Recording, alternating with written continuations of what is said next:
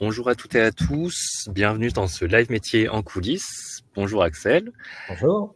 Merci d'être avec nous. Tu as accepté généreusement de nous donner 30 minutes de ton temps pour parler de ton activité d'auteur, comédien, réalisateur et youtubeur. Donc, plusieurs casquettes. Je suis très content de pouvoir animer cette conversation avec toi.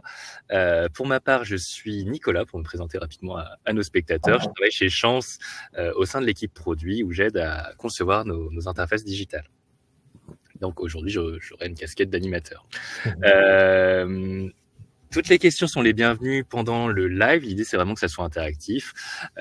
En attendant d'ailleurs que les gens nous rejoignent, puisque les gens arrivent progressivement, on peut un peu s'échauffer les doigts. Je vous propose de nous dire dans le chat d'où vous nous écoutez et peut-être aussi pourquoi vous voulez participer au live. Est-ce que vous cherchez à creuser une voie professionnelle particulière ou est-ce que c'est juste de la curiosité? Et d'ailleurs, je peux répondre pour ma part, je suis à Paris dans les locaux de Chance. Je suis dans une magnifique box qui est grise. Axel, est-ce que tu peux nous dire d'où tu nous parles? Moi, je suis à Paris aussi. D'accord, très Voilà. bien. Et c'est chouette. On a Grenoble, on a Lille, on a Angers, des gens partout. On est un peu partout dans la France. Peut-être que si on attend un peu, on va avoir des gens de l'international, on ne sait pas. Ah bah voilà, regarde la Réunion, incroyable. Toulouse, évidemment. Pour commencer, pendant que les gens nous rejoignent toujours, je vous propose de vous parler de Chance très rapidement, si vous ne nous connaissez pas. Chance, c'est une communauté d'entraide professionnelle et une méthode pour aider chacune et chacun à trouver sa voie dans le monde professionnel. On a plusieurs programmes d'accompagnement et le plus connu, c'est notre bilan de compétences. Pendant le bilan de compétences, on a une phase qu'on appelle la phase exploratoire. On invite nos talents à aller découvrir des métiers, à aller poser des questions aux personnes justement qui exercent ces métiers. Et c'est assez puissant parce que ça permet vraiment d'aller lever les fantasmes potentiels qu'on peut avoir, qu'ils soient positifs ou négatifs. Et ça permet du coup de savoir si on peut se projeter ou pas dans le métier en question. Et c'est ce qu'on fait depuis le début de la semaine de Live Métier chez Chance, où on propose de découvrir 50 métiers. Bravo, ça déjà, c'est cool. Merci. Et ben Axel, pour commencer, je te propose peut-être de nous parler de ton parcours. Tu es aujourd'hui du coup auteur, comédien, réalisateur et youtubeur. Comment t'en es arrivé là? Donc moi, j'étais un adolescent qui avait un peu de mal avec le système scolaire. Et en fait, pour faire court, j'ai rencontré un pote quand j'étais au collège avec qui on s'est retrouvés sur le côté créatif. On a décidé de commencer à écrire des histoires ensemble. On était passionnés de cinéma, de jeux vidéo, enfin on était des petits geeks, quoi, donc on avait envie de raconter des histoires. On s'est retrouvés sur ce point. On n'avait pas de caméra à l'époque parce que je suis un peu vieux. Et donc on a commencé à écrire des histoires audio. On avait un micro, on venait d'avoir des PC, tu vois, c'était le début. Et donc on écrivait des sketchs audio qu'on tournait ensemble. Et puis, du collège jusqu'à la fin du lycée, on a continué à créer des trucs comme ça avec mon pote Alex. Et donc, sorti de lycée, moi, j'ai fait un bac scientifique parce que mes parents m'ont poussé à faire un bac S pour avoir plus de débouchés. Hein, c'est le truc classique, la peur d'avoir un parcours compliqué. Donc, voilà, j'ai fait S, je ne comprenais rien. Je ne comprenais rien, mais vraiment rien. J'ai réussi à avoir mon bac. Coup de bol, j'ai eu mon bac en 2007. C'est l'année où l'exercice de maths en spé maths était tellement compliqué que même les profs n'ont pas réussi à le faire. Et donc, ils ont surnoté en maths. Et grâce à ça, grâce aux maths, j'avais 2,5 de moyenne, vraiment, j'ai eu mon bac du premier coup. Sinon, je serais encore en train d'essayer de le passer. Donc voilà, sortie de bac, mon pote, lui, était parti faire un BTS d'infographie. On voulait faire de l'infographie, en fait, à la base. On faisait de la 3D. Moi, je commençais à toucher un peu à Photoshop, tout ça. Donc, il y a beaucoup d'autodidactes dans mon parcours. J'ai beaucoup mis les mains dans le cambouis dès le début, à pirater les logiciels quand j'étais au lycée, tout ça, et à commencer à toucher à la vidéo. Donc, je suis parti, moi, en fac. J'ai fait une fac d'art plastique parce que parce que pourquoi pas, parce que j'avais pas été pris, ça, j'avais pas été pris à la mise à niveau en art appliqué dans laquelle mon pote avait été prise l'année précédente. Donc, par dépit, je suis allé vers une fac d'art plastique. Et j'ai fait une première année en art plastique où, pareil, je comprenais pas trop ce que je foutais là. Et donc c'était à la fac à Amiens, j'ai fait à l'UPJV d'Amiens. Et j'ai vu que dans cette faculté, il y avait une section art du spectacle et de l'écran. Et donc mon pote, lui, il se faisait chier en BTS à Chaumont. Et donc je lui ai dit, vas-y, viens, on va tous les deux en fac de Cinoche, quoi, et on va essayer de continuer notre parcours de cinéaste. Donc on s'est retrouvés en fac de ciné. Donc moi j'ai fait une licence d'art du spectacle et de l'écran. T'apprends pas grand chose en termes de technique à la fac, hein, c'est beaucoup de cours théoriques, t'as 16 heures de cours par semaine, donc t'as beaucoup de temps libre. Et donc moi, ce que je faisais, c'est on a formé un groupe de potes, et pareil, on continuait de tourner, on écrivait, on tournait.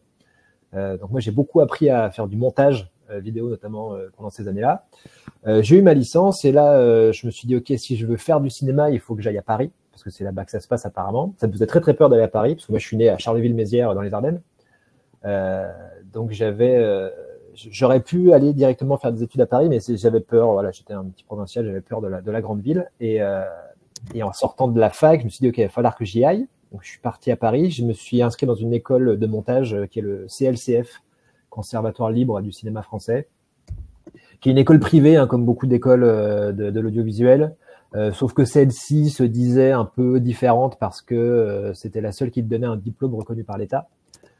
Donc mes parents m'ont payé une année d'école de montage. Je suis sorti de major de ma promo quand même. Bravo. Mais ça m'a pas servi à grand chose parce que comme beaucoup d'écoles privées, bon, bref, tu payes un peu ton diplôme, on va pas rentrer dans ce débat, mais donc j'ai fait une année de montage où j'ai appris quelques petits trucs. J'ai fait et ensuite sorti de l'école, j'ai commencé à faire des stages. J'ai fait un premier stage par hasard. Je suis rentré au Grand Journal à l'époque, c'est l'époque de Michel Denisot, en tant que graphiste. J'ai passé quelques mois là-bas.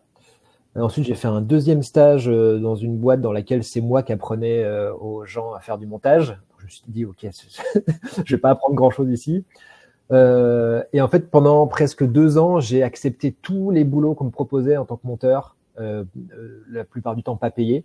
Et je me suis fait un réseau comme ça. Et à côté de ça, moi, je continuais à écrire des histoires, à vouloir faire du cinéma. Donc, j'ai monté en parallèle de ça une association avec mes potes de fac pour faire de la production audiovisuelle. Donc, on a monté des projets un peu toujours en système D, en trouvant des petits producteurs, des gens qui montaient leur boîte de prod, qui avaient besoin de projets. Donc, on se démerdait. Il n'y avait jamais vraiment de subvention, il n'y avait jamais vraiment de thunes, mais on se démerdait comme ça pour faire des projets. Et en gros, pour faire court, pendant 10 ans, j'ai un peu fonctionné comme ça, c'est-à-dire que je travaillais en tant que monteur à la télé, notamment beaucoup, en documentaire. J'ai fait des émissions de télé-réalité, des trucs absolument ignobles, mais ça me permettait de payer mon loyer. Et à côté de ça, je continuais de faire des projets de court-métrage. J'ai fait plusieurs rencontres, notamment un producteur qui m'a accompagné pendant presque 10 ans. Dans l'audiovisuel, faut comprendre que c'est un milieu où tout prend du temps. C'est-à-dire que quand tu écris un projet, si tu veux le faire avec les moyens qu'il faut, c'est-à-dire avoir des subventions, avoir des diffuseurs, c'est une question de dossier, d'attente de plusieurs mois, de gens qui te disent je sais pas, on réfléchit, et puis en fait au bout de 6 mois on te dit en fait non, désolé. Donc il y a eu beaucoup de périodes creuses comme ça, et moi ça me saoulait d'attendre à chaque fois qu'on me donne l'autorisation pour faire des projets. Donc c'est pour ça que j'ai plusieurs casquettes. C'est que très vite je me suis dit ok, si je veux faire ce métier, moi ce que je veux c'est que ces histoires sortent et qu'elles existent. Donc j'ai appris à filmer, j'ai appris à tourner, à monter, et par la suite j'en suis même venu à jouer la comédie, ce que j'avais pas prévu à la base, mais ça m'est tombé dessus. Oui, en tout cas avec le projet qui a marché au bout de 15 ans et tout le monde s'en fout, je me suis retrouvé de l'autre côté de la caméra. Et comment je suis arrivé à faire et tout le monde s'en fout, parce que ça a été mine de rien presque 8 ans de ma vie, c'est qu'à force de projets qui ne marchaient pas, ou alors c'est-à-dire que j'arrivais à faire un court-métrage, à faire en sorte qu'il existe, et ensuite quand tu fais un court-métrage et que tu n'as pas de subvention, tu essaies de le faire vivre en festival, mais c'est pareil, c'est des semaines de dossiers, enfin voilà, tout prend du temps. Et donc pendant pendant que je galérais, je regardais un peu l'univers de YouTube. J'y connaissais pas grand-chose, mais je bossais avec un autre pote qui, lui, regardait beaucoup plus attentivement ce qui se passait sur YouTube. Et un jour, il me dit, vas-y, on devrait faire un truc tous les deux. On prend une caméra, on se filme, on écrit un petit sketch. Donc, on en est venu comme ça, avec du matériel emprunté. Hein. Souvent, moi, j'ai beaucoup travaillé, soit en empruntant du matos à des potes, à force de faire du réseau. Et on a commencé à faire des sketchs sur YouTube. Donc moi, je suis arrivé au bout d'un moment, j'ai dit à mon meilleur pote avec qui on écrivait des scénarios et qu'on envoyait en dossier de subvention et on recevait des réponses négatives la plupart du temps. Je lui dis, vas-y, on arrête. Moi, j'ai besoin de tourner là. J'ai vraiment besoin de créer des trucs et que ça prenne corps dans la matière. Donc viens, on tourne un truc et on le met sur YouTube. YouTube, c'est bien. Tu peux poster un truc et il y a des gens qui regardent. Il m'a dit, ok, pourquoi pas.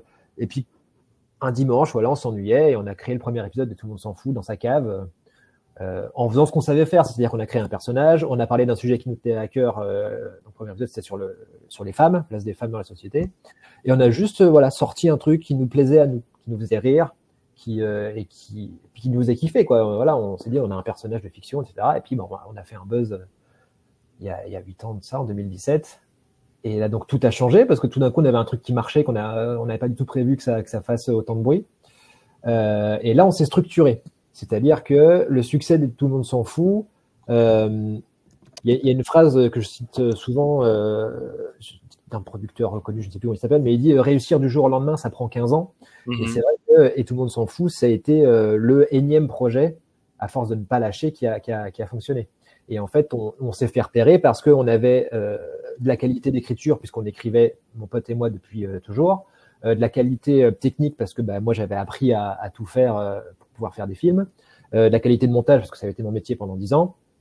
Et donc, on avait un peu, sans l'avoir prévu, tous les ingrédients qui faisaient qu'une vidéo pouvait fonctionner, en tout cas. Et après, il y a plein de paramètres comment dire, environnementaux, dans le sens où à ce moment-là, on était les premiers à faire de l'humour pédagogique en format court avec un personnage de fiction. Enfin, on est un peu arrivé au bon endroit au bon moment. Et à partir de là, on s'est structuré, on a été chercher un producteur avec qui on avait envie de bosser. Et en fait, pendant 8 ans, on a réussi à se démerder avec Et Tout le monde s'en fout, à choper quelques subventions. Quand on a commencé, il n'y en avait pas encore vraiment qui était attribué à l'univers de YouTube, mais un an après, il y a le CNC. Donc le CNC, c'est l'organisme qui chapeaute un peu et qui subventionne tout ce qui se fait en audiovisuel en France. Donc on a réussi à choper les quelques subventions qui sont arrivées par rapport au CNC, et puis on a pas mal marché aussi au crowdfunding, parce que YouTube, c'est un milieu dans lequel le financement participatif, c'est quelque chose d'assez important. Avec des Tipeee et des choses du genre? Ouais, alors il y a deux choses. Donc, faut savoir, il y a Tipeee, c'est une plateforme, tu finances un projet sur le long terme. En fait. C'est-à-dire que tous les mois, tu décides de donner à un créateur une somme d'argent, et donc tous les mois, lui reçoit cette somme d'argent. Après, il y a aussi l'autre versant, c'est tout ce qui est les plateformes Ulule, Kickstarter, tout ça, où là, c'est sur un temps donné. Okay. Tu as une certaine somme à récupérer pour monter un projet, et donc tu as souvent ces 45 jours, et tu as 45 jours pour dire à ta communauté, voilà, aidez-moi, on va créer. Donc nous, on a eu à la fois un Tipeee sur toute la durée du projet, qui nous permettait juste de payer les gens avec qui on bossait, parce que Tout le monde s'en fout. On a commencé à 2 dans sa cave, et puis petit à petit, pour pouvoir sortir tous les épisodes qu'on a sortis, c'est-à-dire plus d'une centaine aujourd'hui, on a dû se grouper, quoi. Donc on a eu un nouvel auteur, après on a eu community manager, directrice de prod, enfin voilà. Donc on a monté la boîte. On n'a pas monté la boîte, mais la boîte de prod s'est structurée comme ça, et mine de rien, Tout le monde s'en fout, ça a fait bouffer une dizaine de personnes pendant 8 ans. Mais c'était toujours précaire. Il faut savoir que l'univers de YouTube, tel que nous on l'a vécu, c'est-à-dire en s'éloignant des placements de produits qui n'étaient pas cohérents avec nos valeurs, en disant non à beaucoup de structures de lobby qui nous ont contactés pour prôner des trucs qu'on n'avait pas envie de prôner, en fait. Donc on s'est retrouvé avec un statut un peu plus précaire. Moi, je gagne moins bien ma vie qu'avant, quand j'étais que monteur. D'accord. Mais en revanche, en termes d'épanouissement, enfin, j'ai vraiment pendant 8 ans, ma vie, ça a été de faire des blagues sur des sujets qui me passionnent avec mon meilleur pote. Donc franchement, en termes de richesse personnelle, ça a été incroyable. Et aujourd'hui, bah voilà, c'est une espèce de page qui se tourne, on essaie de conclure et tout le monde s'en fout. Et on essaye parce que c'est un projet qui nous colle au basque, parce que bon, quand tu as eu un succès, c'est compliqué de rebondir, de faire autre chose. Parce qu'entre-temps, on a fait des spectacles, on a fait des livres, enfin, ça a été vraiment une machine qui s'est emballée et on a fait beaucoup de choses. Et là, moi, je suis dans une période aujourd'hui où j'essaye, avec mon pote, là, de créer autre chose, vraiment de tourner la page avec cette espèce de poids qu'est un premier succès. Tu sais, c'est comme un premier album qui marche et qui, putain, faut que le deuxième il soit mieux. Mais souvent, on le sait, hein, les deuxièmes albums, parfois, ils sont pas ouf. Donc, il y a voilà, on est dans cette période vraiment de remise en question de qu'est-ce qu'on fait maintenant après tout ça. C'est flippant. C'est franchement flippant. Ok, beaucoup de réflexion alors. Ouais, pas mal. On a quelques questions dans le chat. Ouais. Je te les relais, notamment une question de Mélissandre qui te demande si tu aurais des conseils à donner à quelqu'un qui veut se lancer. Et Élise rebondit d'ailleurs, elle dit notamment quand on est en province, est-ce que c'est possible d'ailleurs qu'à Paris? Alors, se lancer dans quoi? Parce qu'il y a plusieurs choses. C'est-à-dire que est-ce que c'est se lancer dans l'audiovisuel en général? Est-ce que c'est se lancer dans l'écriture, dans la réalisation, dans YouTube? Est-ce que c'est des choses qui sont liées, mais qui ne demandent pas forcément les mêmes compétences et les mêmes élans au début? Je vois qu'elles sont en train d'écrire pour nous préciser leurs questions. Sur YouTube, alors, pour se lancer mon premier conseil un peu facile, c'est que pour se lancer, mon meilleur conseil, c'est de se lancer. Non, mais vraiment, parce que toi, je disais tout à l'heure, moi, dans mon parcours, j'avais cette espèce de truc, même avant YouTube, en fait, j'avais besoin de créer, j'avais besoin d'imaginer des histoires et surtout, j'avais besoin de les voir prendre corps. Je pouvais pas juste les écrire sur un papier, j'avais besoin. Donc j'ai commencé à filmer, tu vois, et j'ai fait des trucs quand j'étais ado, des films que je montrais à mes potes et tout. Et je me dis, ah ouais, mais comment je pouvais oser montrer ça? Mais sauf qu'aujourd'hui, je suis très content d'avoir osé les faire et les montrer parce que y a un adage simple, c'est qu'il n'y a que en se plantant qu'on apprend. Donc, il faut vraiment ne pas hésiter à se tromper. Ça, il n'y a pas de. C'est mon premier conseil, c'est ça, parce que j'imagine que quand tu dis c'est quoi le conseil pour se lancer, c'est parce que tu as plein de peur. Tu dis, ah, mais si je fais pas un truc assez bien, qu'est-ce que j'ai besoin comme ingrédient pour que mon premier truc soit parfait et marche? Ça, j'ai pas du tout la réponse. Encore une fois, moi, mon truc qui a marché, il a marché parce que avant j'ai eu 15 ans d'échecs. Et quand je dis échec, c'est pas péjoratif, c'est pas négatif. Hein. L'échec, c'est juste essayer un truc. Quand tu essayes un truc, il y a des trucs qui marchent, des trucs qui marchent pas, et t'apprends en fait. Il faut apprendre. Donc, si tu veux te lancer sur YouTube, ma première question c'est est-ce que tu sais déjà écrire? Est-ce que tu sais déjà faire de la vidéo? Est-ce que tu sais jouer? Est-ce que tu sais déjà de quoi tu veux parler? Parce que tu vois, se lancer sur YouTube, ça dépend d'où tu pars. Donc mon premier conseil, c'est d'apprendre à écrire, parce que quoi que tu fasses, ce qui compte au final, c'est l'écriture. Si tu as une qualité médiocre de vidéo avec une bonne écriture, ta vidéo, elle va être vue. Si tu as une super qualité de vidéo, mais que tu écris de la merde, bon, quand je dis de la merde, c'est très jugeant, mais en tout cas, faut apprendre à écrire, c'est le premier conseil pour moi. Et en fait, Élise, elle était plutôt sur le côté d'ailleurs comédien, acteur, de façon générale, elle voulait plutôt se lancer là-dedans. Et ce qu'elle nous précise, c'est qu'elle a le même besoin de création, mais sans avoir le matériel nécessaire. Elle est motivée, passionnée. C'est un peu... J'ai envie de dire, alors je ne sais pas en termes de matériel, j'imagine que tu as un smartphone. Aujourd'hui, avec un smartphone, moi, si j'avais eu un smartphone quand j'étais ado, mais laisse tomber, j'aurais été fou. Tu peux faire, vraiment, aujourd'hui, on a je suis assez jaloux des générations d'aujourd'hui parce que, toi, je suis pas un gros consommateur de réseaux sociaux, mais je regarde un peu TikTok et bon, il y a beaucoup de déchets hein, sur TikTok, mais il y a des trucs créativement parlant, c'est incroyable. Et c'est vraiment fait juste avec un téléphone. Donc, tu vois, mon conseil pour se lancer, c'est de pas te limiter aux contraintes que tu as et plutôt d'utiliser les contraintes. Tu vois, pour te donner un exemple, et tout le monde s'en fout, pourquoi est-ce qu'on a créé ce personnage geek dans une cave avec ce costume, ces lunettes, cette capuche, ce ton condescendant? En fait, on s'est vraiment adapté aux contraintes. C'est-à-dire qu'on a tourné dans la cave de mon pote juste pour pas faire chier ses colocs. Et donc, à partir de là, on a une contrainte. Si on s'était dit, bah attends, on a qu'une cave pour tourner, c'est chiant. Non, c'est OK, mais qu'est-ce que ce personnage fout dans une cave? Donc, on a déduit de ça un personnage de geek. Et toi, pour moi, même, et c'est un mécanisme que j'utilise beaucoup dans l'écriture, c'est de toujours marcher en déduction plutôt qu'en escalier, je sais pas comment dire, toi, en termes de schéma, c'est tu prends ce que tu as et tu déduis. C'est-à-dire, tu prends ton sujet et tu déduis de ton sujet la manière dont tu vas le raconter. C'est une vraie mécanique à avoir. Oui, alors pour du montage, pareil, non.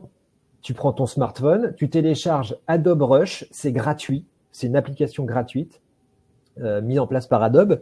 C'est une application de montage. Tu montes avec tes pouces. Moi, j'ai appris en école à monter, tu vois, avec des machines. J'ai appris à monter sur la pellicule dans mon école de montage là.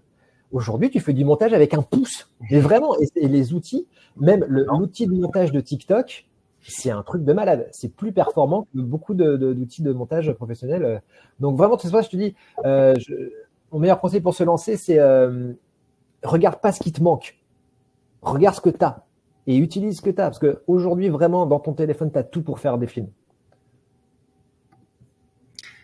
Super. On a aussi une question de Jenny, du coup, qui demande quel temps est accordé à la communication. Dans la communication, elle inclut les réseaux sociaux, mais aussi la recherche de financement collaboratif. Beaucoup de temps. C'est-à-dire que c'est vraiment le nerf de la guerre. Le premier poste rémunéré dans Et tout le monde s'en fout, ça a été un community manager qui a géré nos réseaux. Après, faut savoir que nous, ce qui nous est arrivé avec Et tout le monde s'en fout, je crois qu'aujourd'hui, ça pourrait plus arriver de la même manière. Très clairement, on a eu un paramètre chance, pour le coup, c'est le cas de le dire, qui était présent. L'univers de YouTube était pas du tout le même il y a 8 ans. C'est un milieu qui évolue très très vite. Aujourd'hui, il y a beaucoup de gens qui créent des trucs sur YouTube. Il y a beaucoup de trucs de qualité. Il y a beaucoup plus de moyens investis aussi. Donc, c'est pour ça que la communication, ça a été vraiment le truc principal. C'est pas moi qui le fais. Alors, moi, j'ai mes réseaux aussi à côté, mais tu vois, je le vois avec mes propres réseaux, notamment sur Insta, où quand je poste régulièrement, et c'est-à-dire que je fais en sorte de créer du contenu. Alors, ce terme contenu, il est horrible. On crée plus des projets, on crée plus des films, on crée du contenu, ouais, parce qu'il y a des contenants qu'il faut remplir. Mais bon, c'est tout, c'est la réalité du réseau social. Il faut l'accepter. Et je vois sur mes propres réseaux, parfois, je dis, moi, j'ai pas un truc intelligent à dire tous les jours, quoi. Donc, et quand je poste régulièrement, mes abonnés augmentent. Et là, ça fait quelques mois que j'ai pas posté parce que j'ai pas envie en fait, ou j'ai pas le besoin, je suis fatigué, j'ai pas un truc intelligent à dire. Et je perds des abonnés. Et c'est horrible de dépendre de ces chiffres parce que tu vois, moi aujourd'hui, je vis pas mal du spectacle. Et pour remplir les salles, il faut que je sois sur les réseaux. Et tu vois, c'est une espèce de dynamique. Faut vraiment avoir conscience de ça. C'est une dynamique, c'est chronophage, et tu te retrouves dépendant de chiffres. Et ça, c'est. Je veux pas faire le réac ou quoi que ce soit, mais tu vois, c'est tout, c'est une réalité. Faut la prendre en considération et faut jouer avec ça. Donc c'est pour ça que quand tu te lances sur YouTube, une grosse partie du taf qui est pas forcément très agréable, c'est celle de la communication et en fait, c'est la régularité de poste. C'est souvent, on m'a dit il y a pas longtemps, il vaut mieux poster un un contenu de moyenne qualité régulièrement qu'un truc de très bonne qualité de temps en temps. Tu vois, en tant que créateur, en tant qu'artiste, c'est chiant d'entendre ça. Tu te dis, non, moi, je fais ça. Mais voilà, c'est la réalité de ce milieu et faut l'accepter. Oui, sachant que les contraintes, elles bougent tout le temps aussi. Des fois, en plus, ils vont. Les algorithmes, j'ai arrêté d'essayer de comprendre. Ouais. On a une question d'Axel qui demande si tu comptes te diriger vers d'autres plateformes comme Twitch, par exemple. J'ai essayé pendant le confinement, justement. Je me suis dit, tiens, je suis un gros geek, hein, donc je passe beaucoup de temps de ma vie sur des jeux vidéo. Je me suis dit, est-ce que je pourrais pas utiliser ce temps pour continuer à jouer, mais en plus que ça me serve à quelque chose. J'ai un peu essayé. C'est un exercice très compliqué parce que c'est pas du tout la même chose hein, que de filmer, écrire, filmer, monter, toi avoir le contrôle sur le rendu final et animer un live tout seul parce que il y a des gens sur le chat, tu vois, mais clairement tu parles tout seul sur Twitch. Oh, c'était un enfer. Pas du tout. En plus, j'étais dans mon ancien appart où mes voisins entendaient tout, les murs étaient en carton. Donc, toi, je faisais du Twitch en parlant comme ça, ça marchait pas du tout. Donc, j'y repense de temps en temps. Je ne sais pas, c'est une possibilité, mais en fait, moi, faire des trucs moi, j'ai longtemps travaillé tout seul, j'ai longtemps créé des trucs tout seul, et c'est ça aussi. Alors, tu vois, un énorme conseil que j'ai oublié, c'est groupez-vous, trouvez des gens avec qui bosser. Vraiment, ça a été aujourd'hui. D'ailleurs, aujourd'hui, je n'envisage plus vraiment de bosser tout seul parce que c'est moins riche, c'est plus fatigant, et en plus, souvent, quand tu écris un truc, t'en parles forcément à des gens. On crée jamais vraiment tout seul. Il y a un moment donné, tu vas dire, ah, attends, j'ai une idée là, mais je sais pas trop. Donc, on a besoin de ping-pong. Donc vraiment, deuxième conseil, c'est trouver des gens avec qui bosser. Et toi, t'avais trouvé, du coup, tu nous racontais que t'avais bossé avec, du coup, un pote d'enfance, enfin, en tout cas, de cours. Est-ce que t'as d'autres moyens d'aller chercher enfin, comment est-ce que tu trouves des gens avec qui t'as des acquaintances? Alors, moi, j'ai toujours eu du bol. Ouais, je suis quand même, j'ai beaucoup travaillé en binôme, moi. C'est-à-dire que toute ma vie, en gros, j'ai eu 3 grands binômes dans ma vie. Donc, ce pote d'enfance dont je te parlais, là, que j'ai rencontré au collège. On s'est séparés, en gros, quand on est arrivé sur Paris. Lui, il est parti. Ensuite, j'ai eu un autre binôme avec un producteur, où là, c'était plus une espèce de relation de mentor, tu vois. C'est lui qui était un peu plus évolué que moi dans le milieu et il m'a accompagné. Et ensuite, j'ai trouvé ce binôme, donc Fabrice Debony, avec qui j'ai écrit la série. Donc, je suis en train de réfléchir comment. Il y a des plateformes. Moi, j'ai beaucoup utilisé cinéaste.org. C'est une plateforme gratuite où tu peux poster des annonces, soit des annonces de postes rémunérés, soit des annonces de postes gratuits. C'est-à-dire que si tu fais un court-métrage demain et tu as besoin de techniciens, tu mets sur cinéaste.org et tu dis que tu n'as pas d'argent. Et tous les jeunes qui se lancent, en fait, ils vont sur cinéaste.org et ils reçoivent une newsletter, en fait. Donc ça, c'est un moyen de rencontrer des gens qui ont envie de faire ça. Sinon, j'ai pas vraiment de conseils là-dessus. Moi, à part d'être proactif, tu vois, moi, le réseau que je me suis fait, moi, je venais de Charleville-Mézières, je suis arrivé à Paris, je connaissais son père, à part mes potes de fac, et en fait, je me suis fait un réseau. Je sais pas, c'était de bouche à oreille, j'allais traîner sur les tournages, donc faut y aller. Tu sais, on dit souvent que c'est un milieu. Enfin, comme beaucoup d'autres, mais on dit beaucoup que c'est un milieu d'audace, l'audiovisuel. Et c'est un peu vrai. C'est un peu vrai sur les réseaux sociaux. Moi, j'ai fait un truc beaucoup dans ma vie. C'est que je suis un peu un fanboy. Moi, tu vois, il y a des artistes que j'aime et quand j'aime un artiste, j'ai envie de créer des trucs avec lui. Donc, il y a plein d'artistes. J'ai réussi à choper leurs contacts et je leur écrivais. Je dis, bah voilà, j'ai fait un court-métrage. Est-ce que tu voudrais jouer dedans? Et au bout d'un moment, ça a marché. Il y avait un chanteur que j'adorais qui s'appelle Sanseverino, que j'ai beaucoup saoulé avec mes mails. Je lui avais écrit une pièce de théâtre de 180 pages que j'ai joué il y a 10 ans de ça à Paris avec des comédiens. Je l'avais écrit pour lui autour de son univers avec ses chansons et tout. Il m'avait invité à boire un verre et tout pour qu'on en parle. Il m'a dit, écoute, j'ai pas le temps. Et au bout d'un moment, j'ai fini par l'avoir dans un de mes courts-métrages. Donc tout ça pour dire que c'est un milieu dans lequel faut pas hésiter à poser des questions, tu vois, à y aller, à te proposer des choses. Dans le pire des cas, on te dit non. Voilà, moi ça c'est un peu, c'est pas toujours facile de recevoir un non. Hein. Petite anecdote personnelle de traumatisme. Quand j'étais au Grand Journal, à un moment donné, il y avait Édouard Baird qui était invité. Et puis j'entendais qu'il proposait à un de ses potes de l'émission d'aller boire un verre et je suis arrivé, je fais je peux venir avec vous? Il m'a dit mais pas du tout. Mais tu vois, ça m'a donné je me suis dit, ok, j'ai bien fait de le faire. J'ai osé y aller, tu vois. Et donc mais c'est pas facile. Hein. Essaye peut-être de lui écrire un mail maintenant, enfin plusieurs, on sait jamais. J'ai failli faire son émission là sur Nova il n'y a pas longtemps pour le spectacle, ça s'est pas fait finalement. Je lui aurais raconté l'anecdote, ça m'aurait fait rire. Et, Jenny qui en profite pour te lancer une perche. T'inviter à des pique-niques zéro déchet cet été. Ah ben oui, ça fait longtemps que j'ai pas fait ça. Oui, peut-être que je faisais ça. J'ai fait ça pendant 3 ans d'affilée là, quand je me suis découvert un engagement écolo à travers la série. Je me suis dit tiens, j'ai envie de faire quelque chose parce j'avais une communauté. Je me suis dit ok, il y a plein de gens qui sont prêts à faire des trucs. Et donc j'ai organisé des pique-niques vegan zéro déchet dans Paris. Et on a fait un ou deux où il y avait genre 300 personnes au parc Montsouris. C'était plutôt cool. Pas mal, ouais. Ouais, c'était bien. Mais ok, peut-être que je vais relancer les pique-niques, peut-être.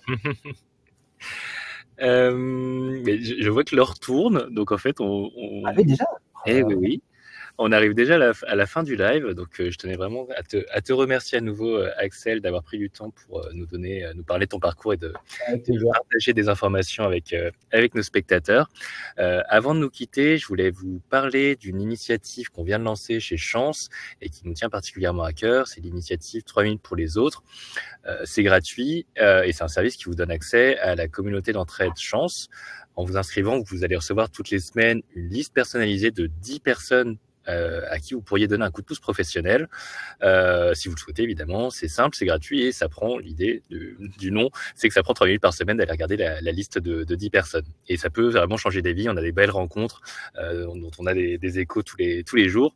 Et ça marche dans les deux sens. Vous pouvez à la fois aider les autres et demander de l'aide vous-même en rédigeant une demande d'aide. Donc, je vous colle le lien dans le chat si ça vous tente de rejoindre l'initiative 3 minutes pour les autres. Merci encore Axel et merci à vous de nous avoir suivis et très belle journée. Merci beaucoup, salut. Salut.